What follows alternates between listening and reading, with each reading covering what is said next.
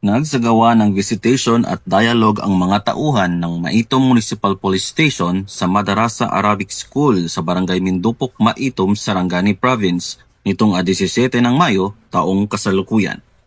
Pinangunahan ni Police Chief Master Sergeant Ibrahim Makadatar, sala ang PNCO ng istasyon, ang aktibidad sa ilalim ng gabay at suporta ni Police Major Ramil B. Arguello, Chief of Police ng Maitom MPS. Dumalo sa aktibidad ang mga mag-aaral at guro ng nasabing paaralan. Sa isinagawang dialogo, tinalakay ang kahalagahan ng pagpapanatili ng kapayapaan at kaayusan, pakikilahok ng mamamayan sa crime prevention initiatives, at pagsusulong ng pagkakaisa, respeto at cultural understanding sa komunidad.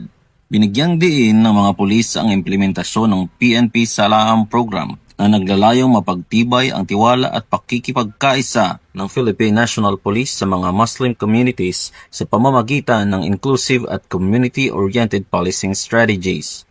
Patuloy naman ang Maitom MPS sa pagsasagawa ng mga programang nakatuon sa makabuluhang community engagement upang mapanatili ang seguridad, pagkakaisa at maayos na ugnayan ng iba't ibang sektor ng lipunan. Mula dito sa Police Regional Office 12, ako ang inyong PNN correspondent, Police Corporal Jose Doliano III, alagad ng batas, tagataguyod ng Balitang Pulis.